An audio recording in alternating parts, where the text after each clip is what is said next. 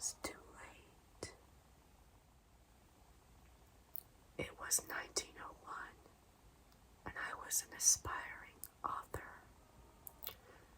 That was the year I met him. The year I met my husband, Sir Thomas Sharp, a baron from England.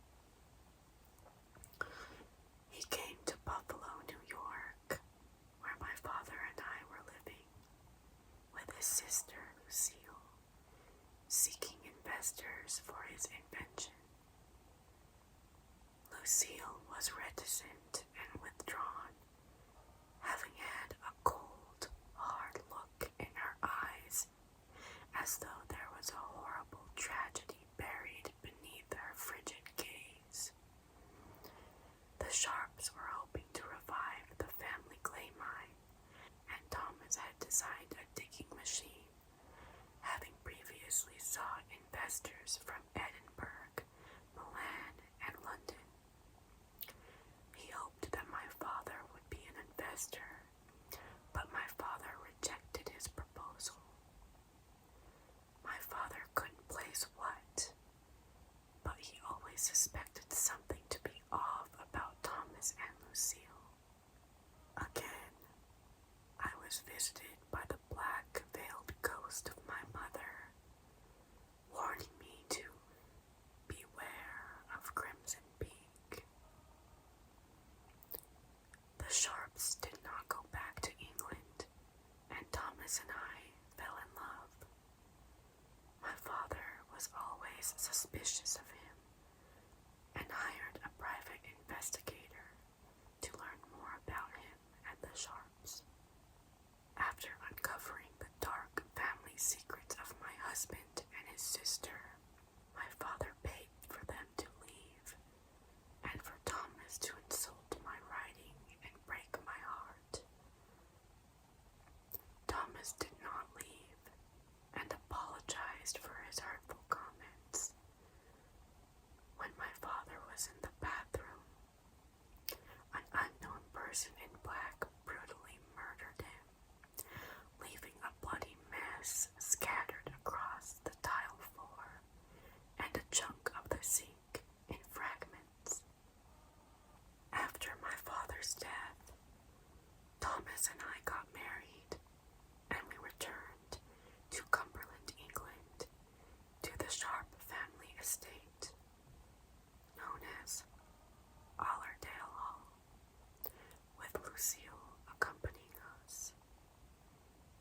The house was isolated from the rest of the town, and slowly sinking into the clay mine below. The clay was bright red, resembling blood. The inside of the house was grand, dark, cold, and dilapidated. The ceiling did not cover the entire top of the house. There was a grand piano in the living room, along with a large portrait of a vicious-looking woman. Lucille explained to me that the woman was their mother, who was even more cruel and horrible than she was depicted in the picture. Lucille went into the kitchen to make me some tea to warm up, a seemingly kind gesture she would perform every day. It wasn't long before I began to see ghosts after moving into Allerdale Hall, and hearing their horror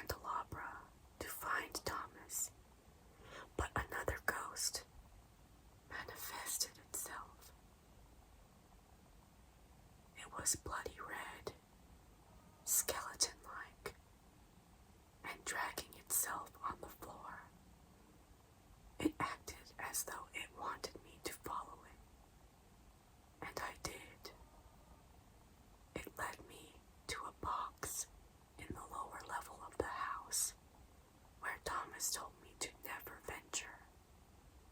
Eventually, I asked Thomas if anyone had died in the house. Thomas explained that due to the house's old age, he could probably have assumed that a few souls had passed while in it. I wondered if his vague answer was covering something he knew, but he was trying to conceal. Thomas eventually told me that the house was built on what was called Crimson Peak, the same name that my mother had warned me about years ago and after I had met Thomas. I awoke again, coughing blood, and went to find Thomas, who was not in the bed. I heard another spirit and followed the sound into the bathroom, where the red ghost was laying, with a meat cleaver lodged into its skull. The ghost arose and told me to leave, saying, "His blood will be on your hands." I called for Thomas. I told him about the ghost, but he did not believe me, insisting that I was seeing things due to my physical infirmity. One day, Thomas and I went into town to retrieve mail and some parts for his machine, but a snowstorm prevented us from going back to Allerdale Hall that evening, so we stayed in town for the night. I reckon that it was the first night Thomas and I had spent the whole night together. I received a letter addressed to Mrs. Sharp from Milan, Italy. I did not know anyone from Milan. The letter was addressed to a woman named Enola.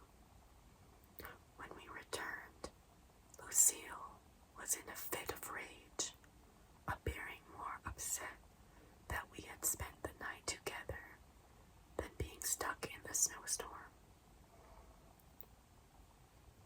She quickly calmed down and went to make me more tea.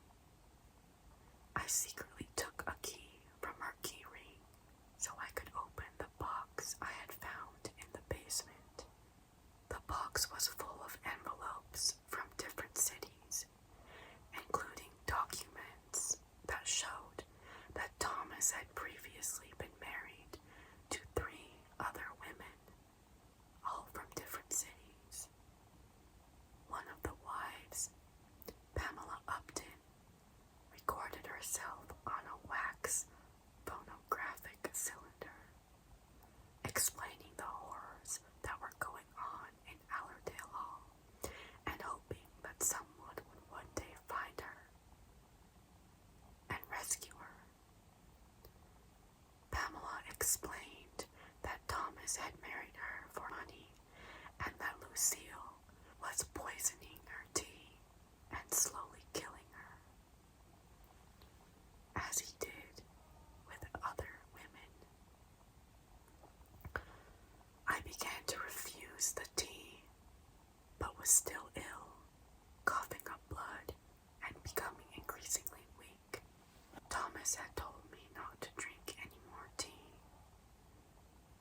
Again, I am awakened in the middle of the night to a red, bloody spirit holding the ghost of a baby, also bloody and skeleton-like.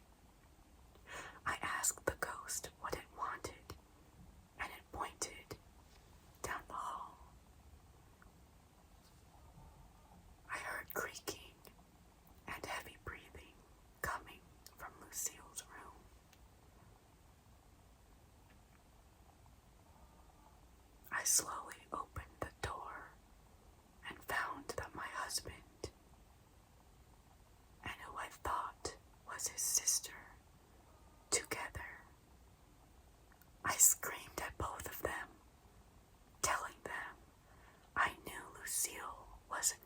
his sister. Before Lucille pushed me down the landing, she coldly said, "That's wonderful." "I am." Sometime later, I awoke in bed, and my friend, Alan, a doctor from America, was at my side. I was still trapped in Allerdale Hall. Alan was there to bring me back to America after uncovering what Thomas and Lucille had done to his last 3 wives. Alan carried me to the door, but was stabbed in the chest by Lucille, who then told Thomas to give the fatal blow, to get his hands dirty for once. Thomas, who did not want to kill Alan, quietly asked him to show him where to stab him, where it would do the least damage, telling him that it's either him or Lucille who will certainly make sure he died. I then realized that my mother and the other ghosts in the house were not trying to harm me, but trying to warn me. While Thomas was hiding Alan in the basement, Lucille took me upstairs to sign my father's fortune to her, and then to kill me. She cut a lock of my hair and put it in a drawer, which had the other 3 women's locks wrapped and braided in a ringlet. Lucille confessed that she was the one who murdered my father in the bathroom. She took my novel and piece by piece threw it into the fire, saying, "And you thought you were a writer." She told me that she never murdered any of Thomas's children, as he had never slept with any of his other wives. She told me that the baby was hers and Thomas's, that it was born wrong due to being the amalgamation of siblings. After I signed my name, I plunged the pen into Lucille's chest and ran out of her room, right into Thomas, ready to stab him too for all his crimes. He confessed to everything, all the lies, poisonings, and murders, but promised that he truly did love me, and that he wishes for us to be alive and free. Thomas told me that Alan was still alive, having hid him in the basement. Thomas went into Lucille's room, burned the documents that I signed, giving Lucille my father's fortune, and attempted to convince Lucille to stop and that we all could be happy. Lucille, unwilling to let Thomas go, ragefully stabbed him 3 times, killing him. Having instantly regretted what she had just done, Lucille, clearly taken over by madness, screamed out for me, blaming me for her killing Thomas. I went to find Alan in the basement and hid him from Lucille, who followed me and took out the meat cleaver she used to kill their mother. I ran outside and armed myself with a shovel. It's cold Lucille turns Thomas's machine on. She promises me that only one of us will make it out alive. Then he appeared.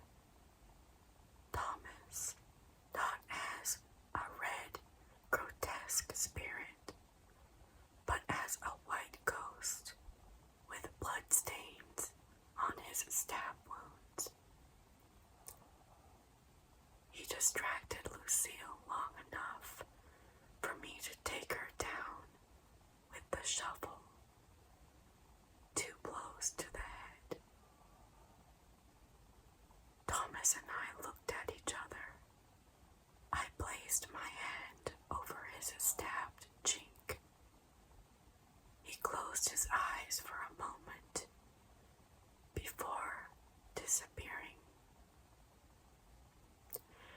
Alan and I made it out of Allerdale Hall and were met by the townspeople at the gate. We made it back to America safely, leaving behind the horror of Crimson Peak. Ghosts are real. This much I know. There are things that tie them to a place, very much like they do us. Some remain tethered to a patch of land, a time and date. The spill